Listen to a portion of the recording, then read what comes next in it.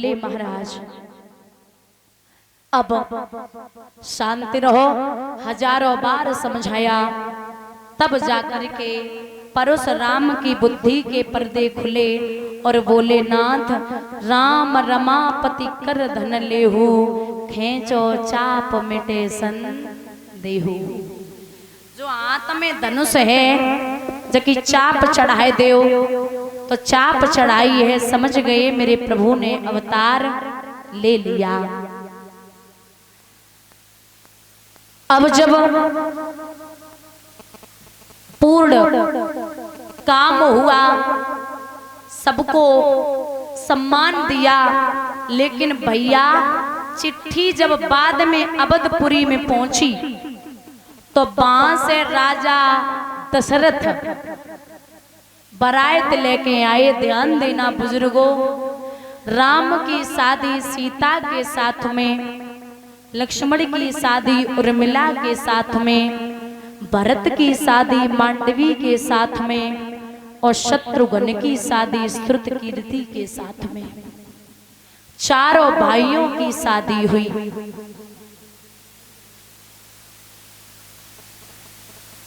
और जब चारों भाइयों की शादी हुई है, महाराज को बात याद रखना, राजा जनक ने जब अपनी बेटी को विदा किया, परीक्षित जब लाड़ो को विदा कर रहे तो बहुत रोए, बहुत रोए। मैया सुनैना बोली नाथ आप अगर ऐसे रोएंगे, आप दुनिया के आम पिता तो है नहीं, आप अगर ऐसे रोएंगे तो दुनिया के आम पिता क्या करेंगे, ये तो पागल ही हो जाएंगे। तो राजा जनक ने जवाब दियो कि हे देवी जे कहाँ को नियम है कि 20 साल तक कलेजे से रखो और फिर कौर के हाथ में दे दो। कहते हैं भैया कि एक पिता अपनी बेटी की आंखों में आंसू शादी के पहले देख सकता है, लेकिन शादी के बाद कभी जिंदगी में नहीं देख सकता। अगर बेटी ससुराल से रोए के घर पे आए ना, तो फिर पिता को ये लगता है कि मैंने बहुत गलत कर दिया। बेटियों की भी आदत है कि जब मायके से ससुराल के लिए जाती है ना, पिता कुछ दे दे या खरीदवा दे तो बेटियां कहती इसकी क्या जरूरत थी, इसकी क्या जरूरत थी, मेरे पास आपने सब कुछ दिया, मुझे अब कुछ नहीं चाहिए। बेटी जब घर में पैदा होती है दादा, तो 3 चीजें लेके आती है, लक्ष्मी, संस्कृति और कहते हैं लक्ष्मी, संस्कृति और सम्मान। जैसे ही घर में पैदा हुई तो लक्ष्मी तो आ गई, उसी टाइम खराब लगता है कि बेटी, उसी टाइम खराब लगता है कि बेटी हुई है।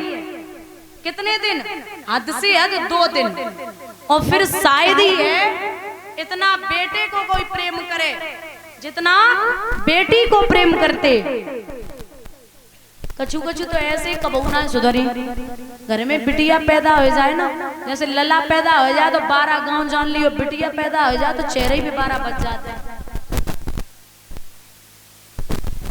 तो भैया कहते हैं कि पिता चाहे कितना भी गरीब हो, जिंदगी में आप किसी के दरवाजे पर भोजन करने जाओ तो उस भोजन को देखो और अच्छा न बने तो कह भी सकते हो कि ठीक नहीं बना, लेकिन कहूँ बाप के द्वारे पे जिसकी बेटी की शादी है वहां जाओ तो जाए जैसा भी भोजन बना हो चुपचाप खा लेना, क्योंकि वो पूरी जिंदगी की कमाई अपनी बेटी की शादी में लगाता है।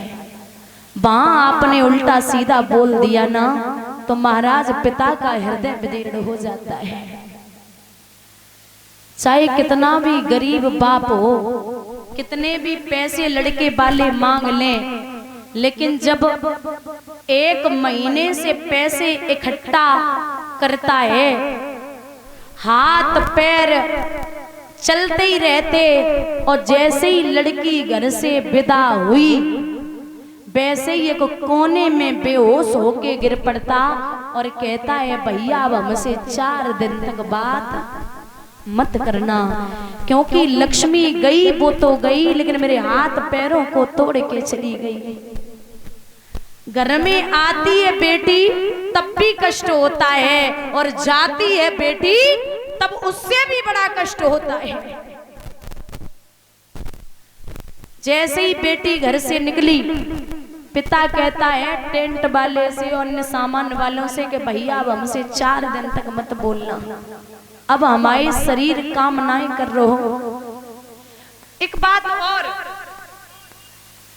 बेटियां जब विदा होती तो खूब रोती हैं, पिता माँ घर परिवार वाले, लेकिन एक ऐसा व्यक्ति रोता जिसे नहीं रोना चाहिए, और वो है बेटी का भाई। क्यों?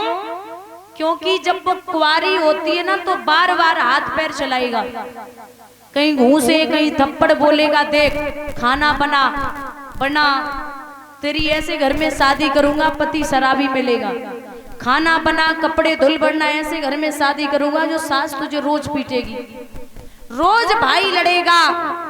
लेकिन जब विदा होती है बहन तो वो भाई कहता है, एक व्यक्ति ने पूछ लिया कि तू तो रोज लड़ता था आज काहे को रोई रो? तो रोई के जवाब दो भैया ने कि वीरन जितनी बार मैं लड़ा हूं उतनी बार अपनी तरफ से लड़ा हूं। शाम को अगर जरा भी लेट हो गया ना तो इसने मुझे 1000 गाली दी, अभी तक कहाँ रहा, घर पे क्यों नहीं आया, तुझे इतना टाइम कहाँ लग गया। अगर मैंने गुस्से में खाना नहीं खाया तो ये थाली लेके आई और बोली कि जब तक तू खाना नहीं खाएगा तब तक मैं यहाँ से नहीं जाऊंगी। आज से न कोई लड़ने वाला होगा और न कोई खाना खिलाने वाला होगा। कष्ट तो इस बात का है कि बेटियां महाराज चाहे कितनी भी, चाहे कैसी भी हों, क्योंकि 10 पुत्रों के समान घर में एक बेटी पैदा हो तब पूर्ण होता है। 10 पुण्य करो या 100 पुण्य करो तब बेटा घर में पैदा होता, और 1000 या करोड़ पुण्य करो तब बेटी घर में पैदा होती है। बेटियां वो महाराज समाज की सीढ़ी हैं, इनके बिना कुछ भी नहीं हो सकता। बेटी ही जाकर के एक मां बनती है जिसके गर्भ से हम और आप पैदा होते हैं। तो आज जब विदा कर रहे राजा जनक बड़ी रोई और लिखा भी है।